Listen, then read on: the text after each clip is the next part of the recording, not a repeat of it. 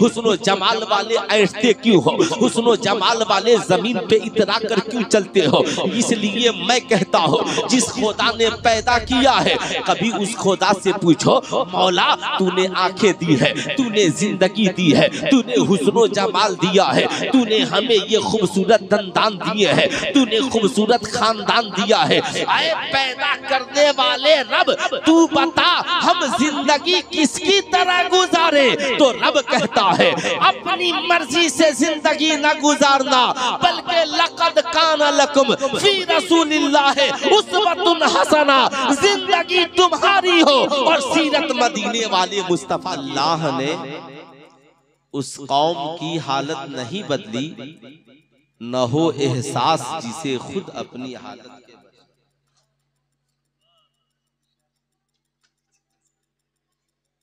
असल में इस तकरीर में बहुत इख्तलाफ हो चुका है और एक PDF भी मैं लोड करके रखे हुआ हूँ, ठीक है। तो असल में 9:30 बज रहा है, तो अभी मैं 2-3 दिन हुआ मुंबई गया था, तो मुझे याद आया कि इमाम 3 बजे दिन से ही जलसा हो रहा है। ऐसा बात मुझे तकरीर करनी थी, तो लोगों ने कहा जब 8:10 पर आपको स्टेज पर आ जाना। और हमारी जमात के बहुत बड़े पीर हज़रत अल्लामा तौसीफ रज़ा खान साहब की बिला वो भी थे, मगर तकरीर मेरी ही इतनी लंबी हो गई कि 10 मिनट वक्त ही बच पाए। और चूंकि वो है मुंबई जहां वक्त खत्म हुआ, लेकिन आपके यहाँ तो वक्त ही वक्त है ना। जब वक्त पे पाबंदी, ऐसे भारत डेमोक्रेसी मुल्क है, यहाँ पे हर मजहब के जीने वालों का बराबरी का हक है। यही वजह है कि यहाँ हिंदू मुसलमान सभी लोग एक साथ मिलकर रहते हैं। ये तहजीबो तमद्दुन हजरत ख्वाजा गरीब नवाज की बारगाह में आज भी आप देख सकते हैं। डॉक्टर इकबाल, मुझे लगता है कि पूरी दुनिया में इस वक्त अगर आला हजरत की शायरी के बाद अगर किसी की शायरी पढ़ी जाती है तो जलसों में डॉक्टर इकबाल की शायरी पढ़ी जाती है। दुनिया में सबसे ज्यादा अगर नातिया अशआर उर्दू में जिस शायर के पढ़े गए, वाहिद उस शायर का नाम इमाम अहमद रजा खान है पूरी दुनिया में। और मुझे लगता है कि उर्दू में, फरोगे उर्दू में उन्होंने जो किरदार और उन्होंने जो कारनामे अंजाम दिए, किसी शायर की 1-2 मोटी पतली किताब उर्दू में होगी और आला हजरत की तो मुकम्मल फतावा रज़विया जैसी एनसाइक्लोपीडिया उर्दू में है ना। तो मैं कहता हूं कि फरोगे उर्दू के नाम पे इस कौम को जो धोखा दिया जा रहा है, कम से कम इसे उठाइए और इसे बढ़ाइए। तो अल्लाह ने उस कौम की हालत नहीं बदली न हो एहसास जिसे खुद अपनी हालत के बदलने का। डॉक्टर इकबाल ने आगे कहा नहीं तेरा नशीमन कसरे सुल्तानी के गुंबद, तू शाहीन है बसेरा कर पहाड़ों के चट्टानों पर। फिर डॉक्टर इकबाल आगे कहते हैं कि तुम खान भी हो, मिर्जा भी हो, अफगान भी हो, सच बताओ कि क्या तुम मुसलमान भी हो। ज़बाने पढ़ भी लिया ला इला तो क्या हासिल, दिलो निगाह मुसलमान नहीं तो कुछ भी नहीं। दिलो निगाह मुसलमान नहीं तो कुछ भी नहीं। दिलो निगाह कहा डॉक्टर इकबाल ने, यार जबान से कलमा तो पढ़ लिया, क्या तूने दिल को भी मुसलमान बनाया? क्या तेरी आंखें भी मुसलमान हुई है? क्या तेरी फिक्र ने भी इस्लाम को कबूल किया है? क्या तेरी सोच में भी इस्लाम समाया है? क्या तेरी जबान से निकलने वाले जुमले इस्लाम की तर्जमानी करते हैं? क्या तेरा किरदार इस्लाम बयान करता है? तभी तो मेरे इमाम ने सबको समेट कर कहा, तेरे गुलामों का नक्शे कदम है राहे खुदा। मेरे इमाम ने जब समेटा तो लिखा, तेरे गुलामों का नक्शे कदम है राहे खुदा। वो क्या बहक सके जो ये सुराग लेकर चले। या रसूल अल्लाह आपका नक्शे कदम छोड़िए, मगर ये दुनिया है, आज हर नौजवान परेशान है। माई लाइफ माई चॉइस, यानी मेरी जिंदगी मेरी मर्जी के मुताबिक हो। हर इंसान की ख्वाहिश यही है, औरत हो, मर्द हो, बच्चा हो, बूढ़ा हो, जवान हो। यही वजह है बुढ़ापे में बाल ब्लैक कर रहा है, इसलिए कि वो चाहता है मैं अपनी जवानी को किसी तरीके से बरकरार रखूं और बुढ़ापा दिखने नहीं पाए। हालांकि वो जानता है कि ब्लैक डाई करना इस्लाम में हराम है। आप इसे खूब याद रखेंगे। आज औरत मर्द बनने के लिए परेशान है, मर्द औरत बनने के लिए परेशान है। नौजवान कान में बाली पहन रहा है, गले में चैन पहन रहा है, हाथ में चूड़ियां पहन रहा है, कमर तक जुल्फे बढ़ा रहा है। साहब औरतें जो चीज बालों में लगाकर चलती थी मर्द लगा रहा है। औरतें मर्दों का लिबास पहनने के लिए परेशान है, मर्द औरतों का लिबास पहनने के लिए परेशान है। आला हजरत से किसी ने पूछा, हुजूर बताइए क्या मर्द के लिए औरत का मुशाबा करना जायज है या औरत को मर्द का मुशाबा लिबास पहनना जायज है? आला हजरत फरमाते हैं नहीं, औरत के लिए मर्द बनना जायज नहीं और मर्द के लिए औरत बनना जायज नहीं। अल्लाह ने जिसको जो बना दिया है उसको उसी में राजी रहना चाहिए, उसको उसमें राजी रहना चाहिए। मर्द हो तो मर्द की तरह रहो, औरत हो तो औरत की तरह रहो। औरत की खूबसूरती मेहंदी में है, औरत की खूबसूरती पर्दे में है, औरत की खूबसूरती औरतों वाले लिबास में है। और मर्द की खूबसूरती दाढ़ी बढ़ी हो, मोछे थोड़ी कटी हो। याद रखना, हाथ में 1 करोड़ नहीं 1 अरब की तू घड़ी बांध ले। इस्लाम में जो जायज है उसे कोई नाजायज नहीं कर सकता। इस्लाम में 1 अंगूठी पहनना जायज है, अब तू 1 अंगूठी चांदी की पहन सकता है, मगर इसके अलावा तू गले में सोना नहीं पहन सकता, तू 6 अंगूठियां नहीं पहन सकता, तू हाथ में कड़ा नहीं पहन सकता, हाथ में लाल धागा नहीं बांध सकता। मन तशब्बह बिकौमिन फहुवा मिनहुम, जो जिस कौम से मुशाबहत रखेगा उसका अंजाम उसी के साथ होगा। अल्हम्दुलिल्लाह, इस्लाम कहता है माई लाइफ माई चॉइस की बात मत करो। बताओ ये खूबसूरत आंखें तुझे किसने दी है? ये खूबसूरत चेहरा तुझे किसने दिया है? ये हुस्नो जमाल से तुझे किसने नवाजा है? सबका जवाब एक ही होगा, हमें पैदा खुदा ने किया है, हमें आंखें खुदा ने दी है, हमें पर्सनालिटी खुदा ने दी है, हमें खूबसूरती से खुदा ने नवाजा है। जब सारी चीजें खुदा ने अता की है, तेरी मर्जी से कुछ नहीं होता। तू चाह कर भी काला है तो गोरा नहीं हो सकता, तू गोरा है तो काला नहीं हो सकता, तू चाह कर भी नाक में 2 सुराखें हैं तो 3 नहीं कर सकता, तू चाह कर भी 2 आंखों को 3 नहीं बना सकता, तू चाह कर भी तेरा चेहरा अगर लंबा है तो गोल नहीं कर सकता, गोल है तो तू लंबा नहीं कर सकता। इसलिए कि खुदा ने जिसको जैसा बना दिया है उस पे राजी रहो। फिर हुस्नो जमाल वाले इतराते क्यों हो? हुस्नो जमाल वाले ऐठते क्यों हो? हुस्नो जमाल वाले जमीन पे इतरा कर क्यों चलते हो?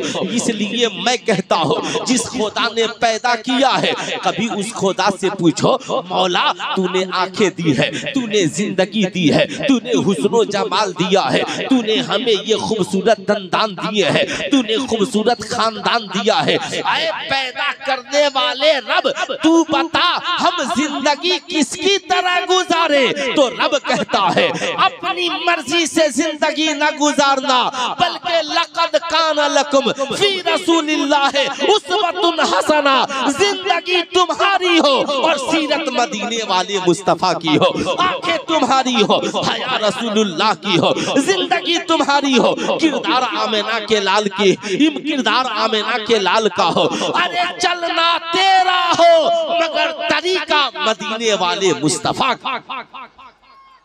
अब रब तो ये चाहता है, अब दुनिया में कौन ऐसा इंसान है जो नबी की सीरत का मोहताज नहीं है?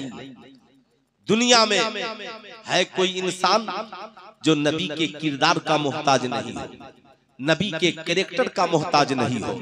अब उसकी एक छोटी सी मिसाल आपको बताता हूं। दुनिया में 2 किस्म की तालीमात है। एक वो तालीम जिसके जरिया हमारे पास फाइल में डिग्रियां जमा होती हैं। 10 साल पढ़े मैट्रिक की डिग्री, 2 साल और पढ़े इंटर की डिग्री, 4 साल और पढ़े बीए बीएड की डिग्री, और पढ़े एमए की डिग्री। हमने जरा सा लोकेशन चेंज किया, इंजीनियर की डिग्री, डॉक्टर की डिग्री, प्रोफेसर की डिग्री, इलेक्ट्रीशियन की डिग्री, प्लम्बर की डिग्री, डिग्रियों की फाइलें बनती चली गई। अब सवाल ये उठता है, ये डिग्रियां रहेंगी, नौकरी मिलेगी?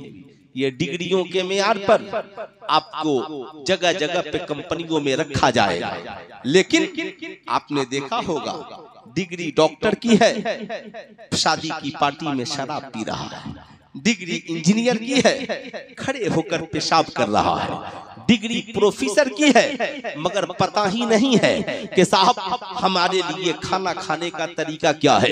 खड़े खड़े जानवरों की तरह साहब पार्टियों में खा रहा है और पी रहा है। वैसे ही लड़कियों के पास भी डिग्रियां हैं, मगर बीए पास है, सर पे दुपट्टा नहीं है, डॉक्टर है मगर लिबास बहुत छोटा है। अब साहब हमारे पास डिग्रियां हैं, मगर माँ के साथ गुफ्तगू का तरीका नहीं है, बाप के साथ अदब का सलीका नहीं है। अब आप कहेंगे मौलाना वो तो तालीम याफ्ता है मगर शराब पी रहा है, तालीम याफ्ता है मगर साहब जुआ खेल रहा है, तालीम याफ्ता है मगर रिश्वत और सूद खा रहा है, तालीम याफ्ता है मगर माँ को गालियां दे रहा है, तालीम याफ्ता है मगर बाप को बुरा भला कह रहा है, तालीम याफ्ता है मगर बीवी को गालियां दे रहा है, तालीम याफ्ता है, समाज में बेईमानी में लगा हुआ है। तो मैं कहूंगा ये जितनी बुराइयां देख रहे हैं इनके पास सिर्फ डिग्रियां हैं। आप कहेंगे फिर इनको अच्छा बनाया कैसे जाए? तो मैं बताना चाहूंगा सारी दुनिया की डिग्रियां एक तरफ, अगर इन डिग्री वालों के पास डिग्रियों के साथ अगर मुस्तफा जाने रहमत की सीरत की तालीम हो जाए तो डॉक्टर भी होगा, सुन्नत के मुताबिक पानी पीने वाला भी होगा, शराबी नहीं नमाजी होगा, जुआरी नहीं कुरान पढ़ने वाला होगा, समाज में रिश्वत लेने वाला नहीं बल्कि समाज में गरीबों को खाना खिलाने वाला होगा, यतीमों को के सरों पे दस्ते शफकत फेरने वाला होगा। इसलिए तमाम डिग्रियों के साथ अगर कामयाब इंसान बनना है तो इंसान को इंसान बनाने के लिए डिग्रियों की जरूरत नहीं, आमिना के लाल के किरदार की जरूरत है, मुस्तफा जाने रहमत के सीरत की जरूरत है, आमिना के लाल के आमिना के लाल के इखलाक की जरूरत है। इसलिए याद रखिएगा जिंदगी में तमाम मरहले एक तरफ, आज इंसान है मगर ये पेशानी कहां कहां झुक रही है। आप बताएं ईमानदारी के साथ बुजुर्गों के उर्स का मकसद क्या है? क्या उर्स का मकसद सिर्फ ये है कि हम मजार पे जाकर चादरें चढ़ा लें, ये उर्स का मकसद हल हो गया? हमने साहब एक महफिल सजा ली, उर्स का मकसद हल हो गया? उर्स का मकसद असल ये है कि बुजुर्गों की सीरत से हम अपनी जिंदगी को सजाएं, बुजुर्गों की सीरत से हम अपनी जिंदगी को संवारें, बुजुर्गों के लाइफ स्टाइल को हम अपनी जिंदगी में दाखिल करें। कभी भी बुजुर्गों के उर्स का मकसद 1 करोड़ चादरें चढ़ाना नहीं है, जो ज़हन आपने बना लिया है। आला हजरत अजीमुल बरकत से पूछा गया, आला हजरत फरमाते हैं मजार शरीफ पर 1 चादर चढ़ाओ ताकि पता चले ये अल्लाह के वली की कब्र है, बाकी 1 करोड़ चादरें आला हजरत फरमाते हैं उन चादरों को बेच दो और उस साहबे उर्स के नाम पर गरीबों में तकसीम कर दो, यतीमों में तकसीम कर दो, बेवाओं की मदद में तकसीम कर दो। ये पैगाम कौन दे रहा है? आला हजरत अजीमुल बरकत बरेली शरीफ से दे रहे हैं। अब मैं आपसे कहना चाहूंगा मजार शरीफ पर 1 चादर चढ़ गई, मसला हल हो गया। हर शख्स के लिए चादर चढ़ाना जरूरी नहीं है। आप कहेंगे सुल्तान रजा करें क्या? आप अजमेर शरीफ जाएं, कालपी शरीफ जाएं, देवा शरीफ जाएं, मसौली शरीफ जाएं, कछौचा शरीफ जाएं, 50 रुपए की फूलों की चादर चढ़ाएं, 450 रुपए लेकर वहां से वापिस घर आए। आपके मोहल्ले में कोई बेवा औरत है, उस अल्लाह वाले के नाम पे उसे कपड़ा खरीद कर दे दीजिए। कोई गरीब बच्ची पढ़ने वाली है, अल्लाह वाले के नाम पे उसके लिए कापी किताब कलम खरीद दीजिए। आपकी बस्ती में कोई इदारा चल रहा है, जाइए जाकर कहिए प्रिंसिपल साहब साहब ये हज़रत ख्वाजा गरीब नवाज के नाम पर पैसा लीजिए और किसी गरीब बच्चे की तालीम के लिए कॉपी किताब और कलम खरीद दीजिए। आप मोहल्ले में देखिए मुसलमानों, मैं तो कहता हूँ मज़ारों पे चादरों से ज्यादा कौम की बेटियों के सरों पे चादरों की जरूरत है, सरों पे चादरों की जरूरत है। मैं आपसे कहूंगा याद रखिए,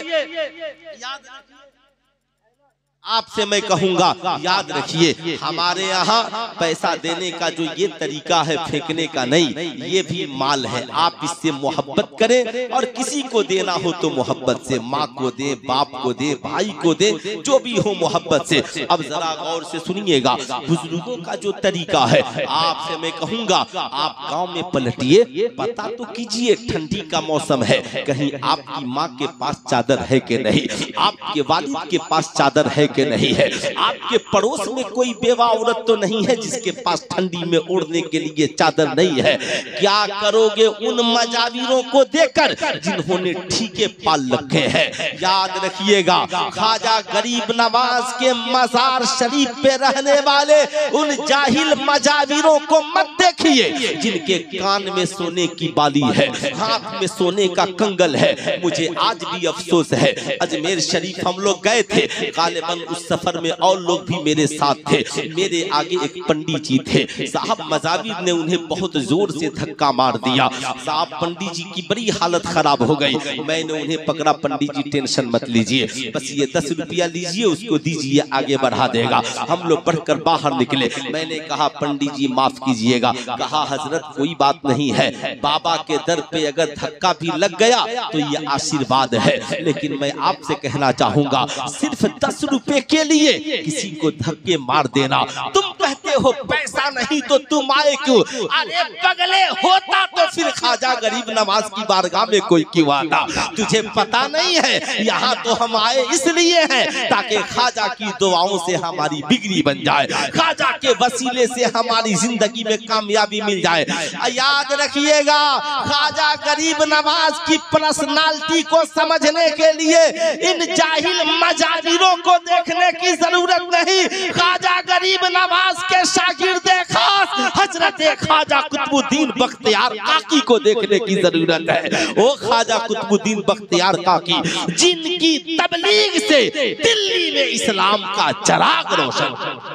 नारे तकबीर, नारे रिसालत, उलमाए अहले सुन्नत, जश्न ख्वाजा गरीब नवाज, नारे तकबीर, नारे रिसालत, माशाअल्लाह सुभान। इसलिए मैं आपसे कहूंगा याद रखिएगा ख्वाजा गरीब नवाज काम क्या था? ख्वाजा गरीब नवाज का काम बस ये था बागीचे में पानी देते रहना, मगर बागीचे की रखवाली करना, खुदा की इबादत करना। अल्लाह के एक वली गुजरे, मुंह में से निकाला, हजरत ख्वाजा गरीब नवाज को खिला दिया, दिल की दुनिया बदल गई। अब जब दिल की दुनिया बदली ना, निकल गए तालीम हासिल करने के लिए, निकल गए पढ़ने के लिए। आज समाज में कुछ लोग तालीम को अहमियत नहीं देते, मगर आज मैं अपनी कौम के नौजवानों से कहूंगा आज हमारी इस मुल्क में हैसियत मिनोरिटी की है और उसमें भी हमारी हालत तालीम के मामले में दयनीय है। आज हमारे नौजवान मैट्रिक पास करके तालीम छोड़ देते हैं, इंटर पास करके तालीम छोड़ देते हैं। आज हमारी कौम के नौजवान मदरसे में भी पढ़ने वालों का हाल वही है, 2-4 साल पढ़े बीच में तालीम हासिल करना छोड़ दिए। आखिर क्यों? आप क्यों तालीम हासिल करना छोड़ देते हैं कि आपने बुजुर्गों के किरदार का मुताला नहीं किया? आप हजरत ख्वाजा गरीब नवाज की जिंदगी की एक झलक देखें। हजरत ख्वाजा गरीब नवाज उस जमाने में इल्म तफसीर पढ़ने के लिए उस वक्त के सबसे बड़े आलिम की बारगाह में पहुंचे, मुफस्सिर की बारगाह में पहुंचे। अल्लाह अल्लाह जाने के बाद कहा हुजूर मोइनुद्दीन इल्मे तफसीर पढ़ने के लिए आया है, आपका करम हो पढ़ा दे। उस्ताद ने कहा मोइनुद्दीन मेरे पास तो कोई वक्त नहीं है कि मैं तुझे इल्मे तफसीर पढ़ाऊंगा। कहा हुजूर मोइनुद्दीन पढ़ने के लिए आया है, अब ये मोइनुद्दीन यहाँ से वापिस नहीं जाएगा। अल्लाहु अकबर। हजरत ख्वाजा गरीब नवाज ने जब कहा तो उस्ताद ने कहा ठीक है, पढ़ना चाहते हो तो मेरे पास एक वक्त है, अब जरा वक्त सुनना। मेरी कौम के बच्चों सुनो, आज तुम्हारी जवानी मोबाइल पे गुजर रही है, आज तुम्हारी रातें मोबाइल पे कट जाती है, आज तालीम में वो जोश और गलगला तुम्हारा नहीं रहा, आज तालीम के मामले में तुम कोशा नहीं हो, आज तुमने अपने लिए रहबरी और रहनुमाई हासिल नहीं की, तुमने तालीम के मामले में जुनून नहीं पकड़ा। लेकिन जो इश्क तालीम के मामले में हजरत ख्वाजा गरीब नवाज का था, जो जो जो जुनून और इश्क उनका अपने पीरो मुर्शिद की खिदमत के लिए था, काश वो जज्बा जुनून हमारे अंदर भी पैदा हो जाए। हजरत ख्वाजा गरीब नवाज के उस्ताद ने कहा एक वक्त है पढ़ा सकता हो। कहा हुजूर वो वक्त मुझे दे दे। कहा मोइनुद्दीन वक्त बहुत मुश्किल है। कहा कौन सा वक्त है हुजूर? कहा इशा की नमाज पढ़कर खाकर मैं सोऊंगा और जब नमाज़े तहज्जुद पढ़ने के लिए रात की तन्हाई में उठूंगा। मोइनुद्दीन अगर उस वक्त तुम नमाज़े तहज्जुद के बाद अगर पढ़ने के लिए आ जाओ तो मैं पढ़ाने के लिए तैयार हूँ। मैं आपसे कहना चाहता हूँ आज का बड़े से बड़ा बिलियन अक्ल वाला भी पढ़ने वाला हो तो आप साहब वो कहेगा नहीं नहीं हम दूसरा उस्ताद तलाश लेंगे, मगर हजरत ख्वाजा कहते हैं हुजूर मंजूर है। अब मोइनुद्दीन शागिर्द की हैसियत से है, शागिर्द का ये हाल कि उस्ताद के उठने से पहले हजरत ख्वाजा गरीब नवाज बेदार होते, वजू करते, उस्ताद के वजू के लिए पानी रखते, अपना मुसल्ला बिछाते, अपने उस्ताद का मुसल्ला बिछाते और साहब एक तरफ उस्ताद नमाज तहज्जुद पढ़ता और एक तरफ शागिर्द नमाज तहज्जुद पढ़ता। दोनों नमाज तहज्जुद के बाद पढ़ने के लिए उस्ताद पढ़ाने बैठता और शागिर्द पढ़ने के लिए बैठता। उस्ताद ने रात की तन्हाई में खुदा की इबादत के बाद इनमें तफसीर पढ़ाया, सिर्फ पढ़ाया ही नहीं मोइनुद्दीन को मुफस्सिर आजम बना करके भेजा।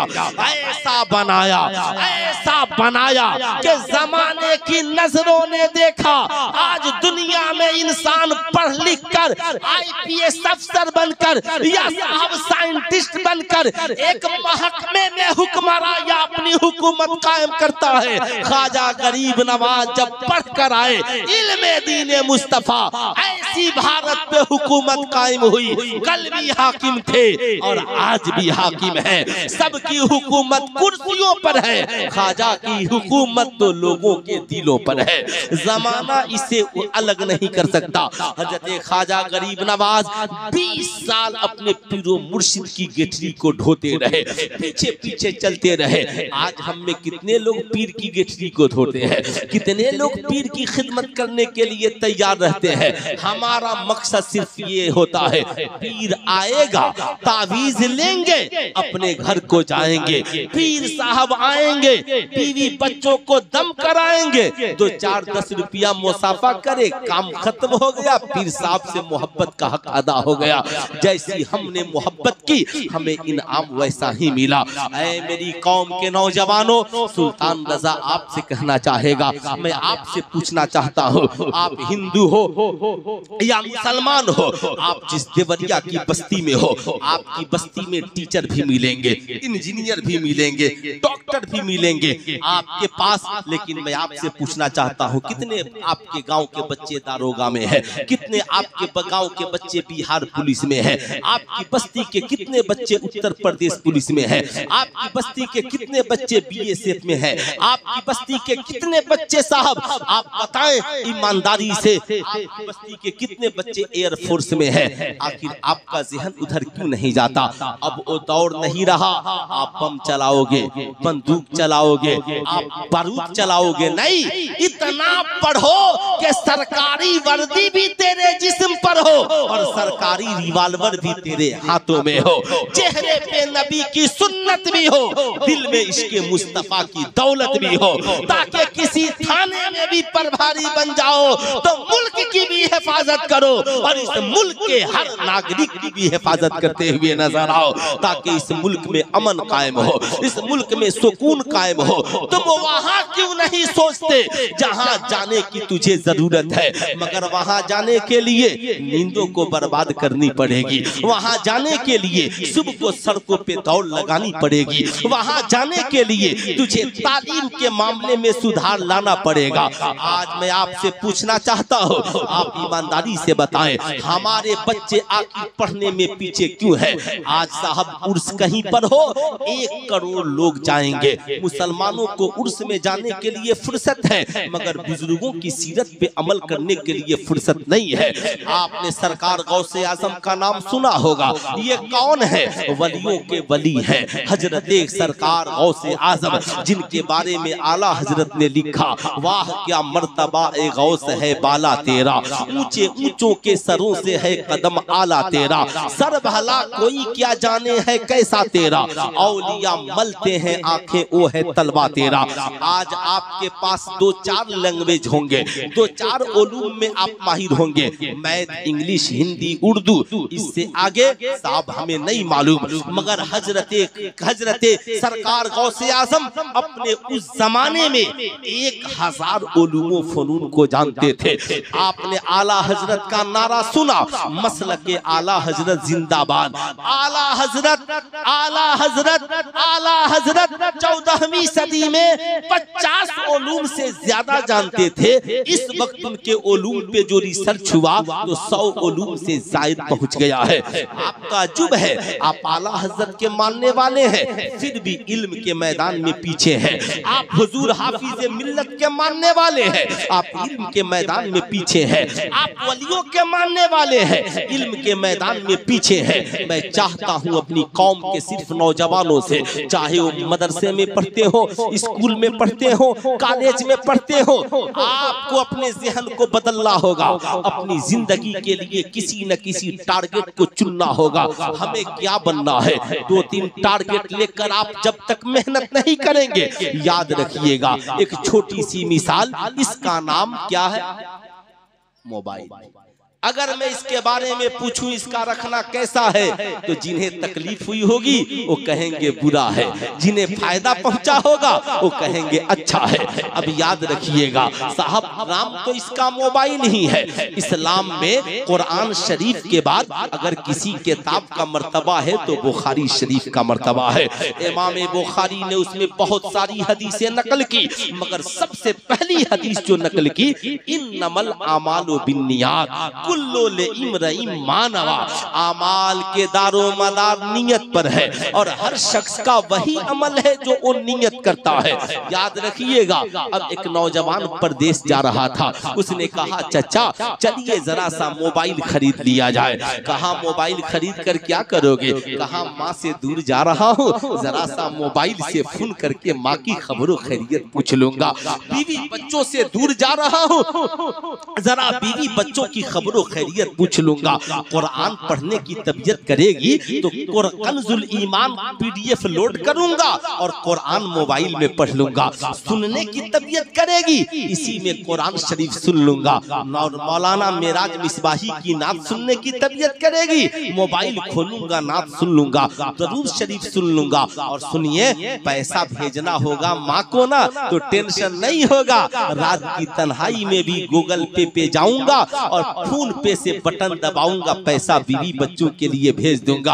अब चूंकि उसकी नियत में भलाई ही भलाई है तो मोबाइल खरीदना सवाब, मोबाइल का रखना सवाब, मोबाइल पे माँ से बात करना सवाब, बीवी बच्चों की खबरों खैरियत पूछना सवाब, मोबाइल में कुरान का पढ़ना सवाब, मोबाइल में दरूद शरीफ का पढ़ना सवाब, मोबाइल में नात शरीफ का सुनना सवाब। मगर एक नौजवान का जहन बिगड़ा था, जहन में अय्याशी थी। बाप से कहा सुनो पैसा भेज दो, मोबाइल खरीदना है वरना गोली मार दूंगा। बाप बेचारा मजबूर है, पैसा भेज दिया। गया, नियत में फसाद है, उसने मोबाइल खरीदी, PUBG गेम खरीदूंगा, IPL में सट्टा लगाऊंगा, गर्लफ्रेंड से बात करूंगा, इसमें नाच गाने देखूंगा, मूवीज और फिल्में देखूंगा। सुल्तान रजा कहना चाहेगा इसकी नियत खराब है, इसलिए याद रखिएगा अब उसका मोबाइल मोबाइल खरीदना गुनाह, मोबाइल का रखना गुनाह, मोबाइल का रिचार्ज कराना गुनाह। और कुरान ने कहा तावनु अलल बिर्रे वत तकवा ला तावनु अलल इस्मे वल उद्वान, भलाई और नेकी के कामों में लोगों की मदद करना और बुराई के काम में किसी की मदद मत करना। अगर कोई नेकी के लिए कोई महफिल सजाए हम सब उसके लिए तैयार है, और कोई बुराई की महफिल सजाए तो उसकी मुखालिफत करना हमारी जिम्मेदारी है। ऐ मेरी कौम के नौजवानों, नियत में अच्छाई पैदा करो। तुम इसलिए मत पढ़ो कि हम सिर्फ डिग्रियों के लिए पढ़ेंगे, नहीं, इसलिए भी पढ़ो कि पढ़कर समाज का एक अच्छा इंसान बनेंगे, माँ बाप का वफादार बेटा बनेंगे। हम बिजनेस करेंगे तो गरीबों की मदद करेंगे, नौकरी में पहुंचेंगे तो देश की रक्षा, मुल्क वालों की सुरक्षा प्रदान करेंगे। याद रखना, ये मुल्क जो आजाद हुआ, अरे गांधी जी को पूरे भारत में कहीं जमीन नहीं मिल रही थी, तो इसी बिहार की सरजमी पर पटना में मौलाना मजहरुल हक साहब ने सदाकत आश्रम बना करके दिया, नाम रखा सदाकत आश्रम। कहा गांधी जी घबराइए मत, हमारे पास आइए। जो काम उड़ीसा में नहीं होगा, जो काम मुंबई में नहीं होगा, ये बिहार का मौलाना तुझे करके देगा। और गांधी जी एक दिन आएगी, हम लोग मिलकर लड़ेंगे, हम भी आजाद होंगे, अंग्रेजों की गुलामी से ये मुल्क भी आजाद।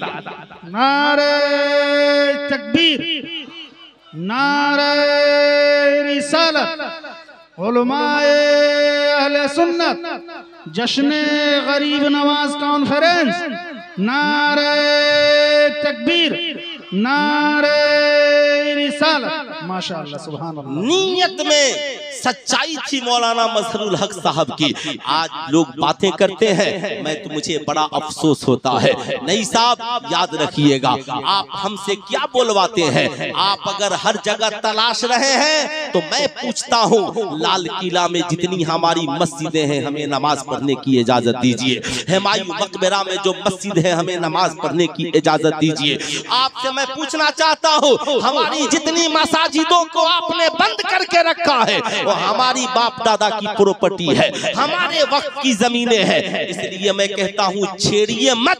ये मुल्क एक डेमोक्रेसी मुल्क है, यहाँ का हर हिंदू मुसलमान आपस में भाईचारे की नीयत से जीता है। 1991 में इस मुल्क में जब कानून बन गया कि जिसका जो धार्मिक स्थल था वही रहेगा, तो इसमें एच पेच करने की जरूरत क्या है?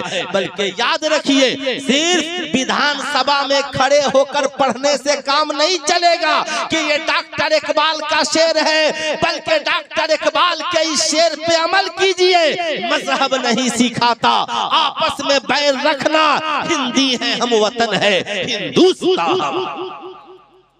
कम से कम उर्दू सही से पढ़ना तो सीखिए, हिंदी है हम वतन है, यानी हम हिंदुस्तानी हैं। ये सिर्फ पढ़ लेने से नहीं होगा कि डॉक्टर इकबाल ने ये कहा, है ना। आज बहुत सारी बातें इंडिया में हैं, आपने देखा होगा गाड़ियों के पीछे लिखा रहता है, बेटी पढ़ाओ बेटी बचाओ बेटी। अरे आप लोग कभी नहीं पढ़े हैं? आप लोग सड़क पे किधर देख के चलते हैं? बेटी पढ़ाओ बेटी बचाओ बेटी बढ़ाओ। इतनी बेटियों को ये बचाए कि भारत की एक पहलवान महिला जिसने कई पदक जीते इस मुल्क के लिए, उसकी इज्जत लूट गई और दिल्ली के इंडिया गेट पे बैठकर इज्जत की गुहार लगाती रही और कोई सुनवाई नहीं।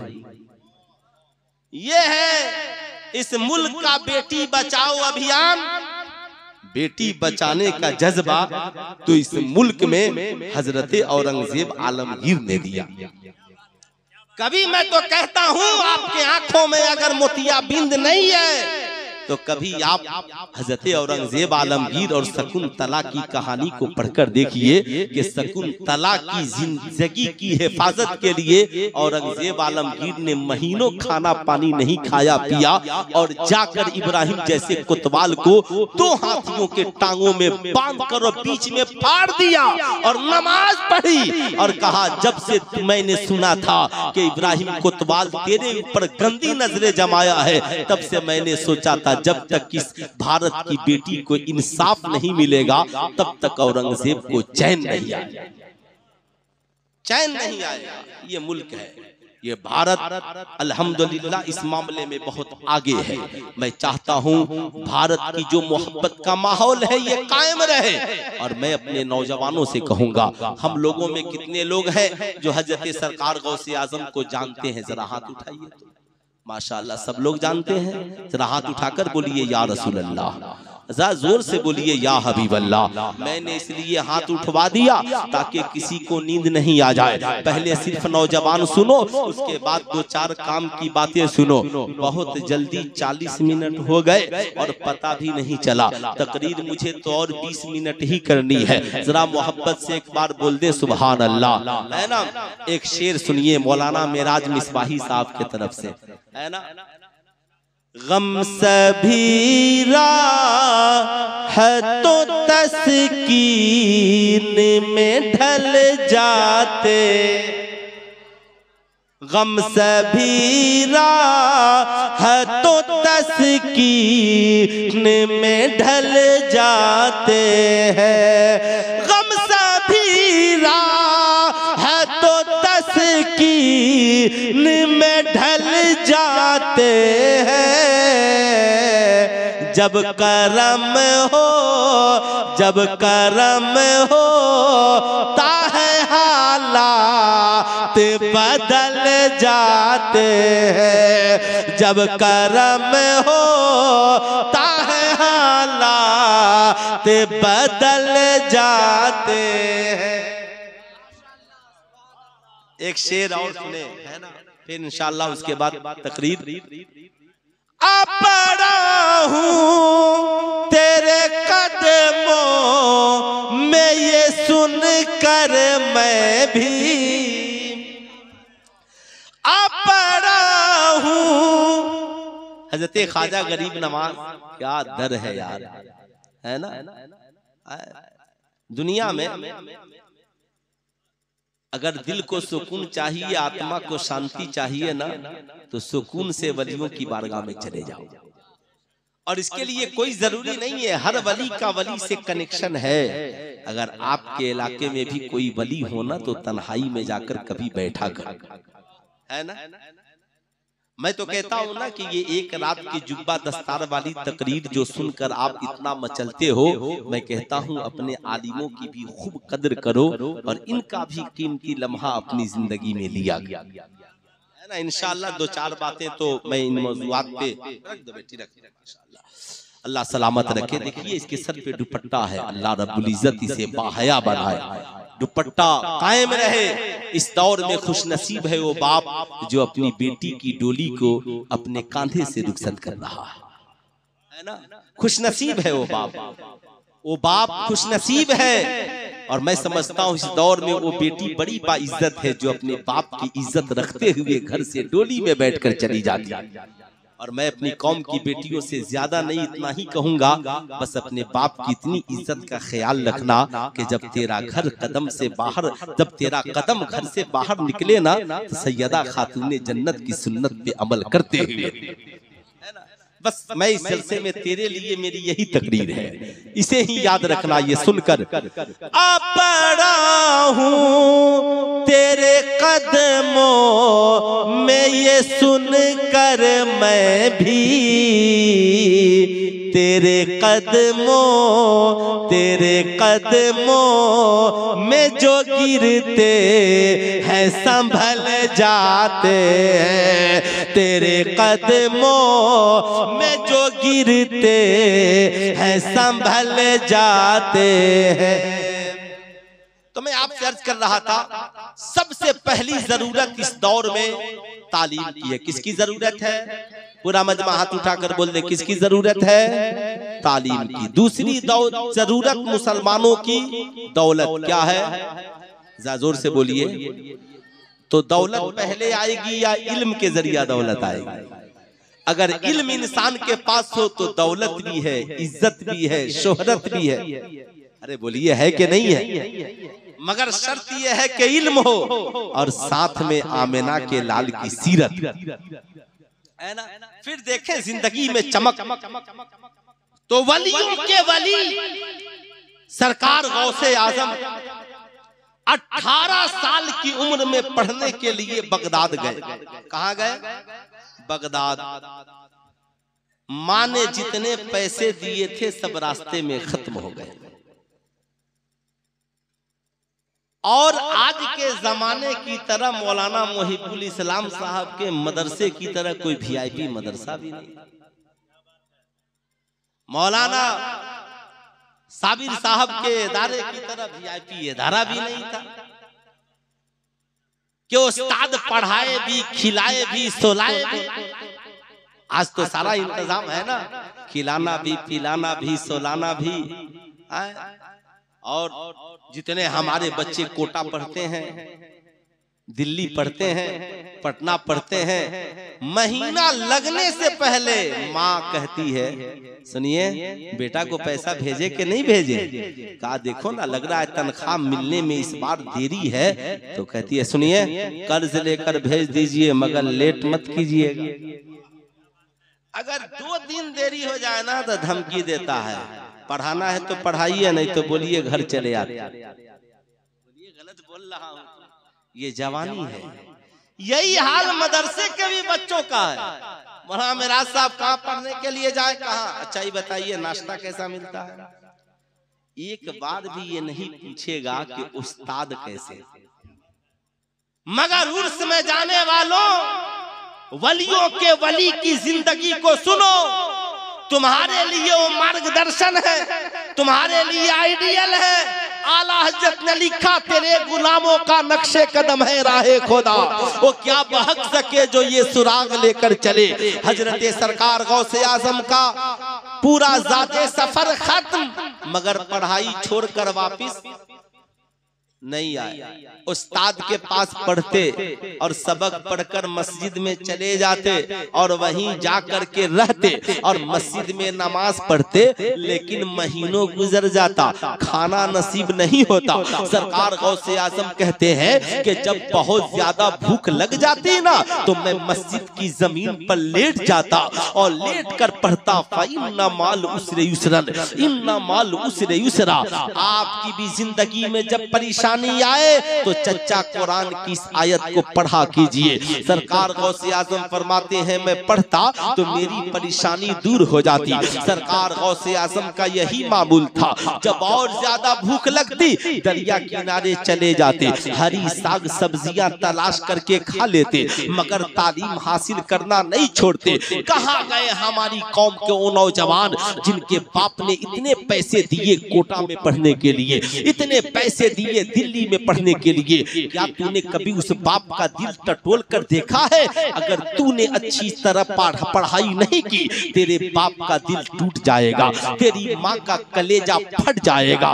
बता जरा सीने पे हाथ रखकर सोच। सरकार गौसे आजम से गौसे आजम ने माँ से पूछा था माँ फिर आना कब है? कहा बेटे अब्दुल कादिर जब पढ़ लेना तब घर के तरफ रुख करना।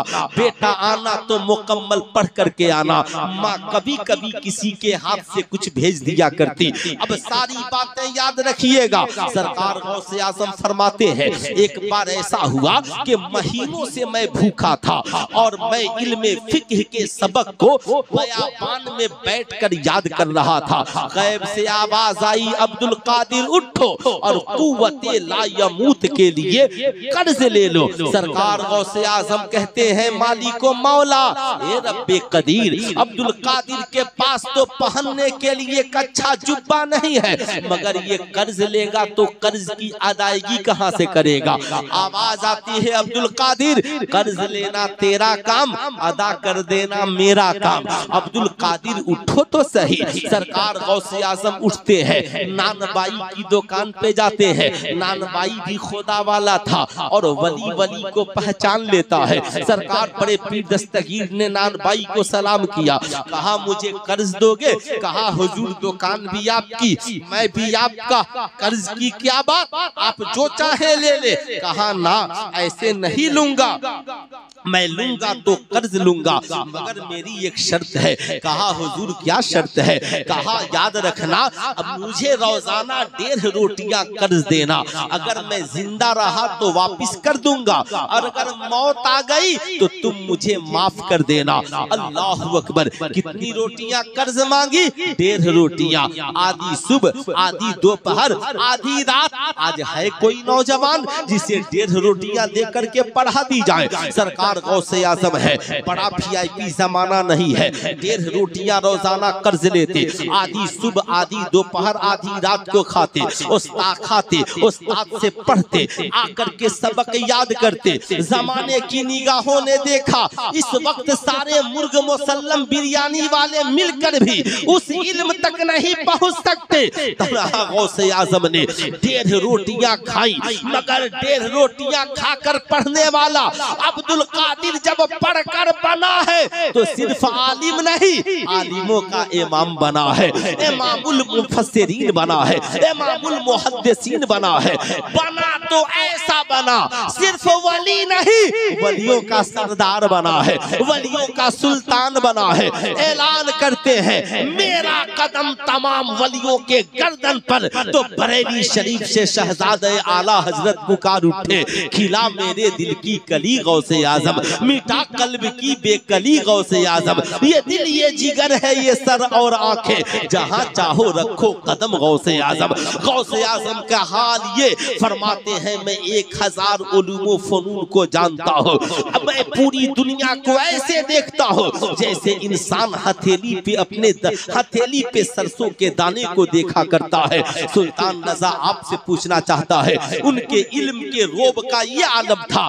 बादशाह ने कहा अब्दुल कादिर, एक पीराने पीर दस्तगीर, आप इस हुकूमत को ले ले, आधी हुकूमत आपकी और आधी हुकूमत मेरी। सरकार गौसे आजम ने कहा अब्दुल कादिर, दौल हुकूमत हासिल करने के लिए इल्म हासिल नहीं किया, बल्कि लोगों की हिदायत के लिए इल्म हासिल किया है। ऐ मेरी कौम का नौजवान, आज मैं आपसे कहना चाहूंगा, आप उर्स में जाते हो, बुजुर्गों के नाम का फातिहा कराते हो, बुजुर्गों के नाम का लंगर लूटाते हो। बुजुर्गों की जिंदगी का मकसद सिर्फ लंगर नहीं है, बुजुर्गों की जिंदगी का मकसद सिर्फ फातिहा नहीं है, बुजुर्गों की जिंदगी का मकसद सिर्फ 1 करोड़ चादरें चढ़ाना नहीं है।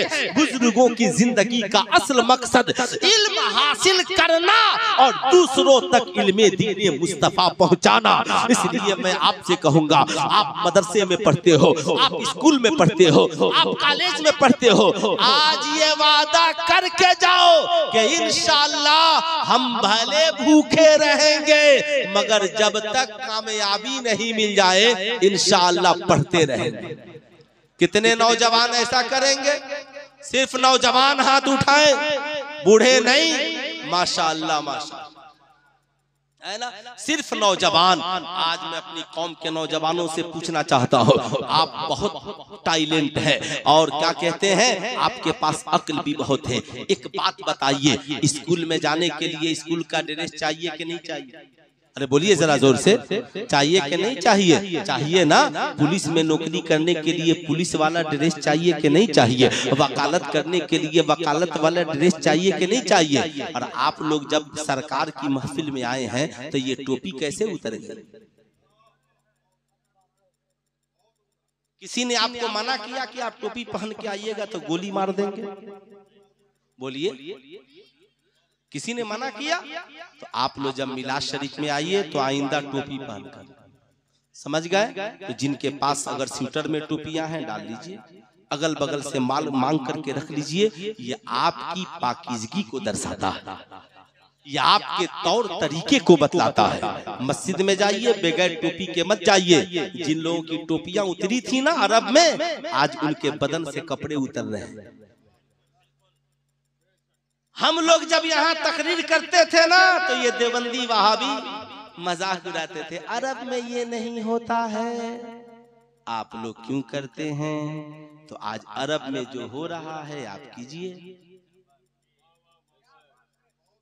अरे हम तो पहले से जानते हैं कि उनकी नमाजें नमाजें नहीं हैं, वो तो मजबूरी में वहां पढ़ लेते हैं। हुजूर ने फरमाया कि एक याद रखना, वो जो बाद में दूर रहकर बगैर देखे ईमान लाएंगे ना, उनका ईमान बहुत अच्छा होगा, बहुत अच्छा।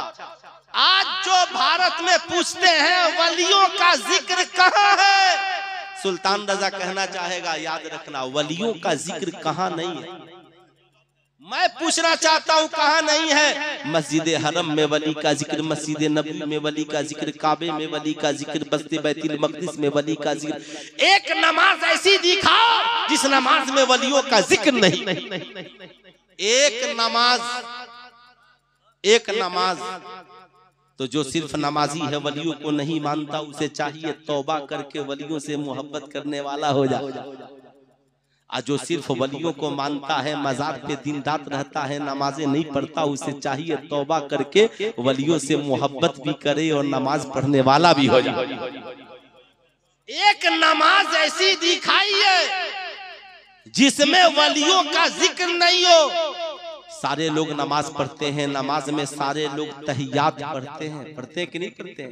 अत्तहियातु लिल्लाहि वस्सलावातु वत्तय्यिबातु वस्सलामु अलैका अय्युहन नबी वस्सलामु अलैना वस्सलामु अला इबादिल्लाहि सालिहीन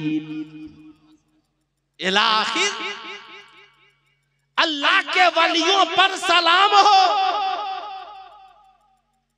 तो दुनिया में कोई ऐसी नमाज दिखाइए कि नमाज हो और वलियों पर सलाम न हो। जब खुदा को बगैर वलियों के सलाम वाली नमाज पसंद नहीं है तो बगैर वलियों की मोहब्बत वाला इंसान कब पसंद होगा? कब पसंद होगा? कब पसंद होगा? ये सारी बातें अपनी जगह है ना। और मैं उधर ज्यादा छेड़छाड़ नहीं करना चाहता। जो लोग हज किए हैं वो लोग काबा गए होंगे, और काबे गए होंगे तो काबे के सामने मकामे इब्राहिम भी देखे होंगे, जिसके बारे में कुरान ने कहा वत्तखिजू मिन मकाम इब्राहिम मुसल्ला। जब तुम काबा जाओ तवाफ करो तो मकामे इब्राहिम को मुसल्ला बना लो। मैंने कहा मौला, काबे में पहुंचकर ये मकामे इब्राहिम को मुसल्ला बनाना क्या ये इंसाफ होगा? तो खुदा के हुक्म पर कोई एतराज नहीं कर सकता। हुक्म है काबे में भी नमाज पढ़ो, मगर नमाज की मकबूलियत चाहते हो तो मेरे खलील इब्राहिम के कदमों के करीब नमाज पढ़ो, ताकि तुम्हारा तवाफ भी मकबूल हो जाए और तुम्हारी नमाजें भी मकबूल हो जाए, तुम्हारी नमाजें भी मकबूल हो जाए। ये सारी मौजूदात पे पहले तकरीरें खूब होती थी, इसलिए आप भी याद रखिए। जाकिर नाइक से किसी ने पूछा जन्नत में जाने के लिए क्या करना होगा, तो कहा कि पहले ईमान शर्त है। तो हम लोग तो यही कहते हैं कि पहले ईमान को ठीक कीजिए, अकीदा को ठीक कीजिए। जब ईमान अकीदा ठीक तो इंशाअल्लाह नमाज पढ़िएगा कामयाब, रोजा रखिएगा कामयाब। आपसे मेरी गुजारिश है, मेरी कौम के लोगों, बड़ा अफसोस है आज मज़ारों पे चादरें चल रही है और बेटियों के सरों से दुपट्टा उतर रहा। वलियों से प्यार और माँ बाप से प्यार नहीं, ये कहाँ का इंसाफ है? हजरत बायजीद बुस्तामी से किसी ने पूछा हुजूर आप अल्लाह के वली कैसे बने? तो मुस्कुरा कर कहा माँ की दुआ ने मुझे अल्लाह का वली बना दिया। माँ की दुआ ने मुझे अल्लाह का वली बना दिया। ये दो बातें याद रखें। आज बड़ा अफसोस, बेटियां मुर्तद हो रही हैं या भारत की बेटियां माँ बाप की मर्जी के खिलाफ भागकर दूसरी जगहों पे शादियां कर रही हैं। इस मुल्क में कानून बना लिविंग रिलेशनशिप। अभी एक मंत्री जी ने कहा कि ये ठीक नहीं है, तो मैं भी तो चाहता हूं कि आप इसे बंद करा दीजिए। हम लोग तो पहले से चिल्ला रहे हैं कि ये लिविंग रिलेशनशिप, आपसी रजामंदी से नौजवान लड़के लड़कियों का बगैर शादी के जिंदगी गुजारना न समाज के लिए ठीक ठीक है, ना माशरे के लिए ठीक है, ना खानदान के लिए ठीक है, ना उनके जिस्मो जिस्मानियात के लिए ठीक है, ना इस मुल्क की तहजीब के लिए ठीक है। आप आज कहते हैं ठीक नहीं है, इस्लाम ने 1450 बरस पहले कहा कि ये ठीक नहीं है, ये ठीक नहीं है। याद रखिएगा, ये अपनी मर्जी, कोई मर्जी क्या है? मर्जी वो है जो जिससे खुदा राजी हो जाए, काम वो करो जिससे मुस्तफा राजी हो जाए। इसलिए याद रखिएगा साहब, माँ बाप को छोड़कर आप चाहे पूरी दुनिया में जितने दरबारों का चाहे चक्कर लगा ले, दरबार वाले तभी खुश होंगे जब माँ बाप आपसे खुश हो जाए। अगर माँ बाप नाराज, खुदा राजी नहीं होगा। इसलिए आपने सुना होगा लोग मजारों पे जाकर भी परेशान है, लोग कुरान पढ़कर भी परेशान है, लोग बिजनेस करके भी परेशान है। वजह यह है हमने सारी डिग्रियां हासिल कर ली, हम मुरीद भी हो गए, हम नमाजी भी बन गए, मगर माँ हमारी हमसे खुश नहीं रहती, हमारा बाप हमसे खुश नहीं रहता। तो अल्लाह के नबी ने ऐलान फरमाया, जिस शख्स से उसके माँ और बाप राजी नहीं होते, उससे अल्लाह और उसका रसूल भी राजी। पूरा मजमा हाथ उठाकर बोलिए, अल्लाह उसका रसूल भी राजी।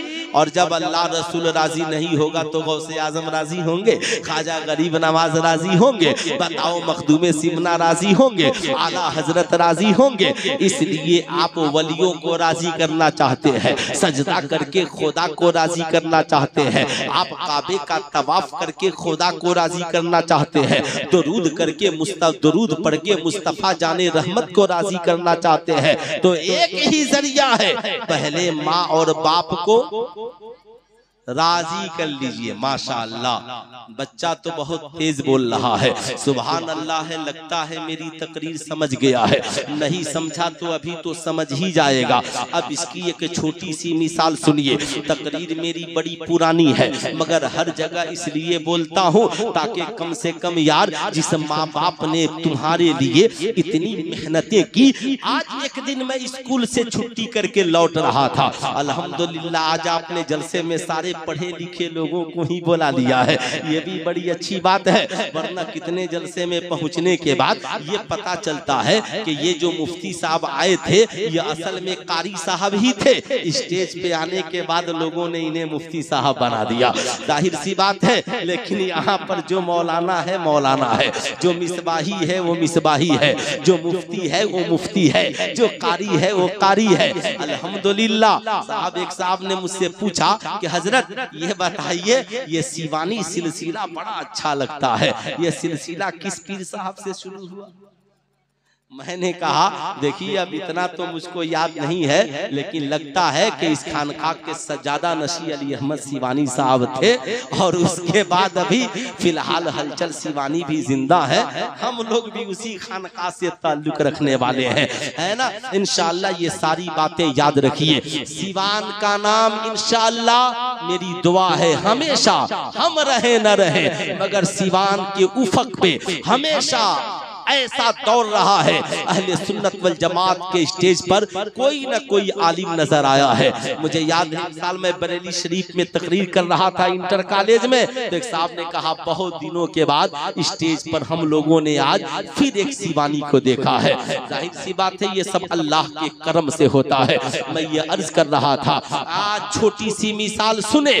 आज हमारी कौम के नौजवान ये समझते हैं कि मैं जो कमाता हूँ ये सब मेरा है, या हमारी कौम की वीआईपी पढ़ी लिखी बहुएं ये समझती है कि मेरा शौहर जो कमा रहा है ये सब मेरा है। यही वजह है आपने देखा होगा, अगर बेटा से पूछिएगा ना ये जमीन किसकी है, तो बाप की होगी तो कहेगा मेरी है, ये मेरी है, ये मेरी है, ये काय सब अपने हैं, मेरी ही है। लेकिन बाप से पूछिएगा ये जमीन किसकी है, तो अगर बड़े बेटा की है तो बाप कहेगा ये बड़े बेटा की है, ये छोटे बेटा की है, ये छोटी बेटी की है, ये दामाद की है, ये मेरे भाई की है। अगर उसकी नहीं होगी तो अपना नहीं कहेगा। ये माहौल किसने पैदा किया, ये देहन में फसाद किसने पैदा किया? बूढ़ा बाप तेरी दौलत को अपनी दौलत नहीं कह सकता, तेरी बूढ़ी माँ तेरे बनाए हुए मकान को अपना मकान नहीं कह सकती। आखिर ये माहौल क्रिएट किसने किया है, ये पैगाम किसने दिया है? मैं कहना चाहूंगा, याद रखना, ये इस्लाम ही तो है जिसने माँ के कदम के नीचे जन्नत भी बिछाई और बीवियों को समाज में हक भी दिलाया है। इस्लाम ने कहा बेटी खुदा की रहमत है, बीवी शौहर की मोहब्बत है, माँ के कदमों के नीचे जन्नत है, बहन तेरी आन बान शान और प्यार है। इसलिए इस्लाम ने कहा जब बात बीवी की आई तो नबी ने फरमाया आयशा मांगो क्या मांगना चाहती हो, और जब बात माँ की आई तो आका अपनी रजाई माँ सैयदा दाई हलीमा की मोहब्बत में खड़े हो गए, चादरे मुबारक को बिछा दिया, कहा माँ क्या चाहिए? आप चाहे तो पूरी जिंदगी रहे और चाहे तो पूरी दौलत लेकर घर चले। किसने पैगाम दिया? ये सारी आज नौजवान बड़ा अफसोस, साहब मैं आ रहा था ना, नौजवान को देखा 10-20 नौजवानों को लेकर पुलिया पर मोटरसाइकिल पे केक बड़ा सा रखा है और मोबाइल में म्यूजिक बजा रहा है और वीडियो बना रहा है और केक दूसरे दोस्त को खिला रहा है। मैंने कहा हाय अफसोस, मगरिबी तहजीब ने तुझे कहाँ पहुँचा दिया। मैं ये नहीं कहता तुम अपनी पैदाइश की खुशी मत मनाओ, मगर ये नाच कर पैदाइश की खुशी मनाने वाला, रील्स बनाकर पैदाइश की खुशी मनाने वाला, आवारा लफंगा दोस्तों के साथ नाच नाच कर गा गा कर खड़े खड़े केक खाकर खिलाकर खुशियां मनाने वाला होना तो ये चाहिए कि तू अपनी माँ के पास जाता, माँ आज मेरी पैदाइश का दिन है, तूने 9 माह मुझे पेट में पैदा होने से पहले पाला था, मेरी पैदाइश के वक्त कितने दर्द उठाए थे, मेरे बाप ने कितनी मेहनतें करके मेरे लिए पैसों का इंतजाम किया था, माँ तूने मेरी मोहब्बत में रात को रात नहीं समझा, दिन को दिन नहीं समझा, हर दुख सुख उठाया, माँ आज मेरी पैदाइश का दिन है, आज मैं चाहता हूँ कि आज माँ की मर्जी से खाना बन जाए, माँ की मर्जी से कपड़ा आ जाए, माँ की मर्जी के हमारे पास मिठाइयाँ आ जाए, माँ मैं चाहता हूँ कि तेरी दुआएं मिल जाए। याद रखना, माँ बाप को छोड़कर दोस्त आवारा दोस्तों के साथ 1 करोड़ बर्थडे पार्टियां मना ले, तेरी जिंदगी में इनकलाब नहीं आ सकता, मगर माँ के मुंह में सूखी रोटी डालकर अगर तूने चंद लुकमे खिलाकर माँ से दुआएं ले ली, तेरी दुनिया भी हसीन हो जाएगी, तेरी आखिरत भी हसीन हो जाएगी। माशाअल्लाह माशाअल्लाह। इसलिए कितने नौजवान हैं जो आज के बाद अपनी बर्थडे पार्टी मनाएंगे तो सबसे पहले माँ बाप को खुश करने की कोशिश करेंगे। कितने नौजवान हैं, जरा हाथ उठाइए। अरे यार कुछ नहीं कर सकते तो आप चुपके से, है ना, माँ बाप को गिफ्ट के तौर पर पैसा है ना, जाओ बाप के लिए एक कपड़ा, माँ के लिए कपड़ा, मिठाई, अम्मा ये ले लो। माँ पूछेगी क्या बात है, अम्मा आज मेरी पैदाइश का दिन है और तेरी गोद में ही तो मैंने आंखें खोली हैं, सबसे पहले पैदा हुआ था तो मेरी माँ मुस्कुरा कर तूने मुझे देखा था, मेरे बाप तूने मुझे गोद लिए थे, ए मेरी माँ बस इन्हीं हाथों से एक बार मुस्कुरा कर दुआ कर दे ताकि मेरी दुनिया भी हसीन हो जाए, आखिरत भी हसीन हो जाए। माशाअल्लाह। इसी बीच शायर इस्लाम कारी अख्तर ज़िया मुजफ्फरपुरी साहब भी तशरीफ ले आए, माशाअल्लाह, है ना, और बहुत देर से मैं तकरीर कर रहा हूँ, इसलिए मैं आपसे कहूंगा, एक नौजवान सरकार की बारगाह में पहुंचा था, अर्ज गुजार हुआ या रसूल अल्लाह मर्द की कमाई में पहला हक किसका है? आका ने मुस्कुरा कर कहा तुम्हारी माँ का, है ना। फिर कहा आका अब किसका? कहा माँ का। आका अब किसका? कहा माँ का। कहा आका जी अब किसका? कहा बाप का। आला हजरत से पूछा गया हुजूर मर्द कमाए तो क्या करे? कहा 100 रुपए कमाए ना तो 75 माँ को दे दे और 25 बाप को दे दे। कहा हुजूर माँ का रुतबा बड़ा है या बाप का? कहा मोहब्बत माँ से ज्यादा करो और अदब बाप का ज्यादा करो, बाप तेरा भी हाकिम तेरी माँ का भी हाकिम। इसलिए आज के बाद जब कमाना तो सबसे पहली खिदमत अपने माँ और बाप की करना, याद रखें। दूसरी गुजारिश, आप अपनी बेटियों को इतने महंगे कपड़े पहनाते हो, अपनी बीवियों को, लेकिन एक बार कम से कम उनके कपड़े चेक तो कर लो कि वो दुपट्टा सर पे ओढ़ने के लायक भी है कि नहीं है। कहीं ऐसा दुपट्टा तो नहीं है जिससे बाल की सियाही नजर आती हो, है ना। उम्मुल मोमिनीन सैयदा आयशा सिद्दीका की बारगाह में एक औरत आई तो देखा सरकार ने कि सर पे पतला दुपट्टा है, तो सैयदा ने लिया और फाड़ दिया और मोटा दुपट्टा डालकर कहा, इस्लाम का पर्दा वो नहीं, इस्लाम का पर्दा ये। इस्लाम का पर्दा, ऐ मेरी कौम की बेटियों, छोड़ो ये अपनी मर्जी की शादी ब्याह। सुल्तान रजा तुझसे गुजारिश करेगा, तेरा बाप जानता है कि मेरी बेटी की जिंदगी के लिए क्या पसंद है।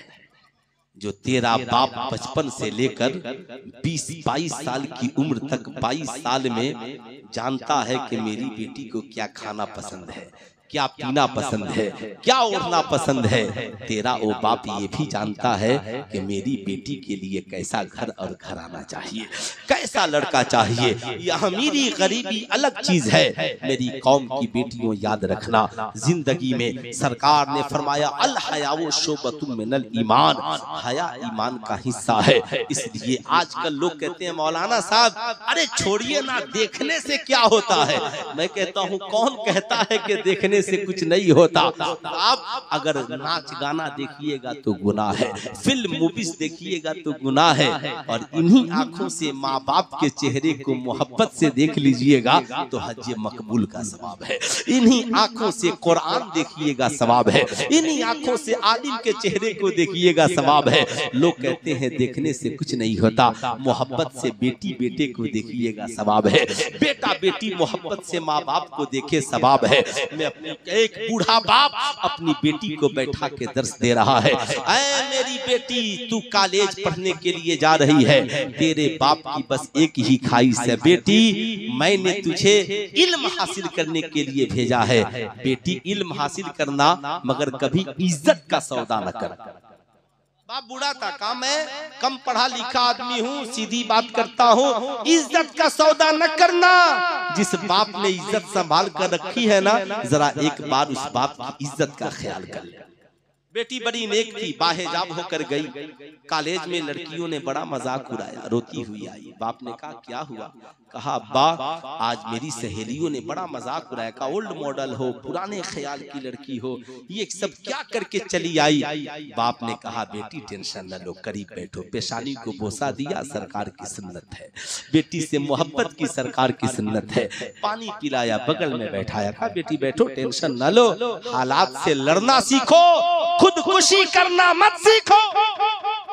आजकल अफसोस भाई, डॉक्टर खुदकुशी कर रहा है, मास्टर खुदकुशी कर रहा है, इंजीनियर खुदकुशी कर रहा है, कोटा में पढ़ने वाले लड़के लड़कियां खुदकुशी कर रहे हैं। और इस्लाम कहता है हालात के साथ जीना सीखो, खुदकुशी करना इस्लाम में कल भी हराम था और आज भी जब सारी दुनिया से दिल रूठ जाए ना तो खुदा की बारगाह में चले जाए, है ना।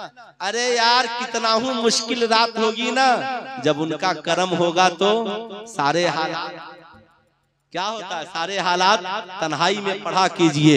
गम सबीरा है तो तस्कीने में ढल जाते हैं, जब कर्म होता है हालात बदल जाते हैं। इसलिए खुदकुशी नहीं, बीवी हो खुदकुशी नहीं, 10 बच्चे क्यों नहीं हो खुदकुशी नहीं, तेरा शौहर इंतकाल कर जाए फिर भी खुदकुशी नहीं। आज मैं हुजूर मुहद्दिस कबीर के एक फतवे को पढ़ रहा था, सुनिए, एकदम ताजा ताजा ज़हन में फतवे को पढ़ रहा था।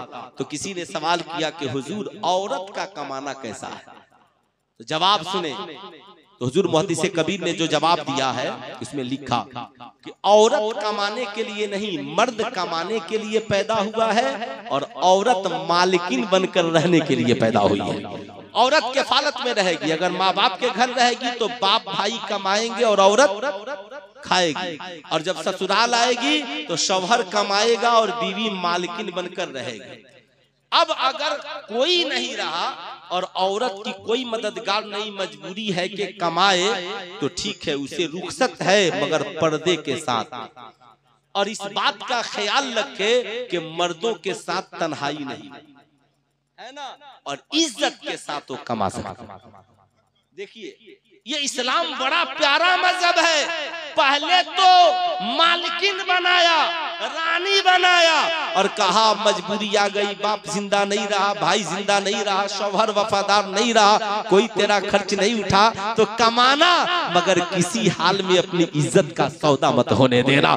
ऐ मेरी कौम की बेटियों, इन कॉलेज के आवारा कुत्तों को ना देखो जो बुलेट लेकर चले आते हैं, 20-25 हजार का मोबाइल लेकर चले आते हैं। अभी 1 जनवरी आने वाली है, उस दिन तेरे लिए तोहफा और कार्ड लेकर चले आते हैं। साहब 31 दिसंबर की रात आने वाली है, न जाने नौजवान कैसी कैसी अय्याशियों में गुजारते हैं। सुल्तान रज़ा कहना चाहेगा, ऐ मेरी कौम का नौजवान, ये हमारा अकीदा तो नहीं है। हमारा इस्लामी साल पहला महीना मुहर्रम से शुरू है और आखिरी महीना जिलहिज्जा में खत्म है, मगर उलमा का इसमें इख्तलाफ है। अगर आप इसे साल की शुरुआत समझते हो तो फिर सुल्तान रज़ा ये कहेगा, जिसकी इब्तदा अच्छी होगी उसकी इंतहा भी अच्छी होगी। तो होना तो ये चाहिए था कि इस्लाम कहता है कि जब कोई पैदा हो कान में आजान, बाएं कान में तकबीर, और मरे तो नमाज, ताकि इब्तदा भी अच्छी और इंतहा, अरे बोलिए ना सुभान अल्लाह, इंतहा भी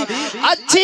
इसलिए मैं आपसे कहता हूँ जब 31 दिसंबर की रात आए ना तो सारे बीवी बच्चों को जमा कर लीजिए, टेंशन मत लो, खाना तेरी मर्जी का बनेगा, लिबास याद रखना शरीयत के मुताबिक, सब कुछ करूंगा मैं, जो खाओगे खिलाऊंगा, मगर आज की रात नाच गाने में न गुजारना। ये साल की आखिरी रात इबादत में गुजार ले, ताकि 2024 की इब्तदा भी अच्छी रहे और इंतहा भी अच्छी हो जाए। और सुनो, सुबह को फज्र की नमाज पढ़ना और दुआ मांगना, ये साल बेहतर हो जाए, ताकि 2025 की जो तेरी शुरुआत हो तो फज्र की नमाज से तेरी जिंदगी की शुरुआत हो। ये रात अय्याशियों के लिए नहीं है, ये रात किसी की इज्जत व आबरू लूटने के लिए नहीं है। ऐ मेरी कौम की बेटियों, याद रखना, अगर तुमने शरीयत की मर्जी के खिलाफ कोई काम किया तो हालात याद रखना। उस बाप ने कहा था, बेटी अब ज्यादा वक्त नहीं है। बाप ने कहा, बेटी सुनो। बाप ने आहिस्ता से बगल में बैठाया और एक टॉफी लेकर ऊपर के कवर को उतारा और कहा, बेटी देखो, इस मिठाई को रख दिया, थोड़ी देर में चींटियां आ गई, मक्खियां आ गई। बाप ने कहा, बेटी देखा? कहा हाँ देख लिया। कहा, जब तक मिठाई पर्दे में थी एक भी कीड़े मकूड़े उस पर नहीं थे, और जब वे पर्दा हो गई करोड़ों कीड़े मकूड़े आ गए। बाप ने कहा, बेटी ठीक यही हाल औरतों का है। जब तक औरत इज्जत व आबरू और पर्दे के साथ और मातेहत होकर जिंदगी गुजारेगी, कोई कीड़े मकूड़े उसके करीब नहीं आएंगे। लेकिन जहां घर से निकली बेपर्दा हुई, करोड़ों बदनिगाहें उसके तरफ दौड़ जाएंगी, करोड़ों कीड़े मकूड़े उसके तरफ दौड़ जाएंगे। इसलिए सुल्तान रज़ा कहना चाहेगा, कौम की बेटियों याद रखना, जैसे चाय पीने वाला चाय पीकर प्याली में चाय पीकर कप को फेंक देता है, ऐसे ही याद रखना मेरी कौम के नौजवानों, याद रखना ये आवारा लोग, आवारा लोग कौम की हसीनो जमील बेटियों को लेकर भागेंगे। और उसके बाद क्या होगा? 10-20 दिन इंडिया घुमाएंगे, इज्जत तो आप लूट कर किसी स्टेशन पर छोड़कर चले जाएंगे। वो लड़कियां न मैका जाने के लायक रहती हैं, न ससुराल में कदम रखने के लायक रहती है। इसलिए मेरी कौम की बेटियों, खुदारा अब भी वक्त है, इज्जत इसी में है कि घर से कदम निकालो तो सैयदा खातूने जन्नत की सुन्नत के मुताबिक। आप बताएं, किसी अल्लाह के वली ने बगैर नमाज के जिंदगी गुजारी है? हाथ उठाकर बोलिए, बगैर नमाज की जिंदगी गुजारी है? पूरा मजमा हाथ उठा करके बोलिए, बगैर नमाज की जिंदगी गुजारी है? नहीं गुजारी।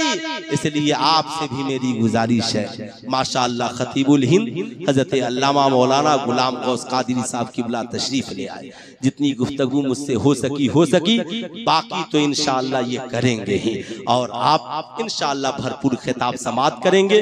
इसलिए आप चाहते हैं कि आपकी जिंदगी में बदलाव आए, इनकलाब आए, तो आप साहब याद रखिए, है ना, नमाजी बनकर, साहब ईमान बनकर जिंदगी गुजारिए, दुनिया व आखिरत को कामयाब व कामरान बनाइए। आगे का प्रोग्राम नकीब जलसा के हवाले, पूरा मजमा मिलकर पढ़ लीजिए, अस्तगफिरुल्लाह रब्बी मिन कुल्ली ज़ंबी व अतूबु इलैहि, पढ़ लीजिए ला इलाहा इल्लल्लाह मुहम्मदुर रसूलुल्लाह सल्लल्लाहु अलैहि वसल्लम।